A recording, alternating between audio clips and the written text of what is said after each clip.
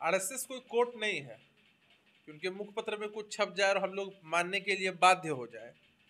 ये समझना पड़ेगा हर किसी को कि सबसे बड़ा मानक यह जांचने के लिए कि बिहार में प्रगति हुई है कि नहीं हुई है, यह बिहार की जनता है, उनका मैंडेट है।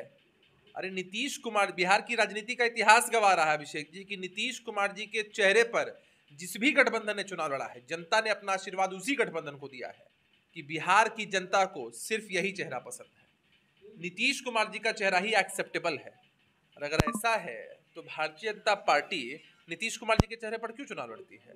यदि ऐसा है, इसका मतलब है कि आरएसएस का जो कि मुखपत्र में छपा हुआ लेख प्रधानमंत्री की भावना के खिलाफ है। आरएसएस और बीजेपी का रिश्ता क्या है ये बताने की जरूरत नहीं है। और आरएसएस के मुखपत्र में एक आलेख छपा है जिसको लेकर बिहार में सियासी बवाल के आसार हैं। इस वक्त हमारे साथ जेडीयू के प्रदेश प्रवक्ता अभिषेक झा हैं और अभिषेक झा से हम बात करेंगे सुशासन स्टील क्राई। मेरी अंग्रेजी आपसे ज़्यादा अच्छी है। आरएसएस के मुखपत्र ऑर्गेनाइजर में यह आलेख छपा है। अभिषेक झा जी, देखिए, नीतीश कुमार जी ने बिहार में सुशासन नहीं, पहले माफ कीजिएगा, आपकी अंग्रेजी मुझसे ज़्यादा अच्छी है, मैं ये कहना चाह रहा हूँ। नहीं, आपकी अंग्रेजी अच्छी है और मैं इस बात को मानता हूँ। नहीं, मैं ये कहना चाह रहा हूँ। और आपने जो कहा है उसके हिसाब से ये है कि नीतीश कुमार जी ने बिहार में सुशासन का राज स्थापित किया है और actions speak better than words.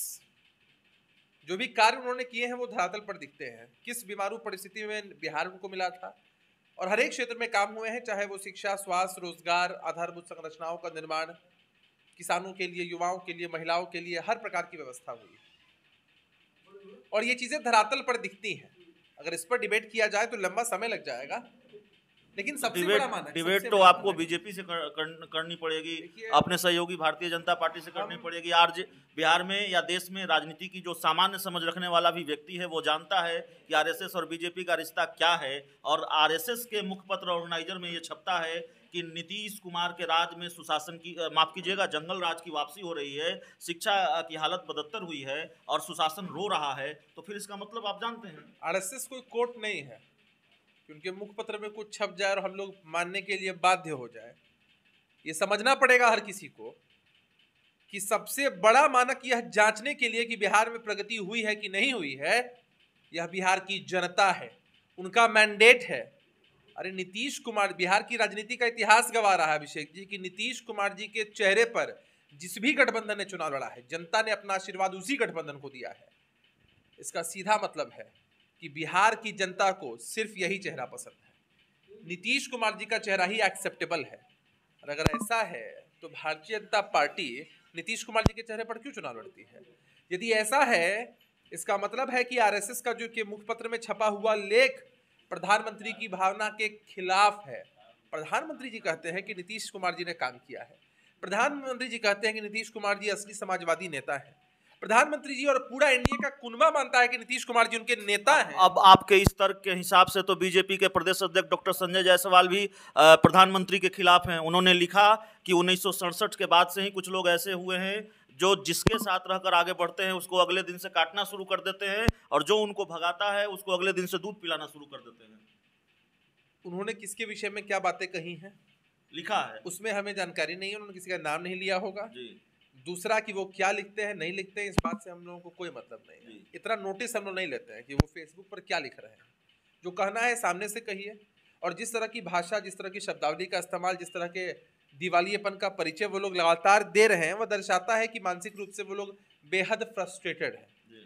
अरे जब आप गठबंधन की सरकार में होते हैं तो कलेक्टिव रिस्पॉन्सिबिलिटी होती है, आप रिस्पॉन्सिबिलिटी से भाग नहीं सकते।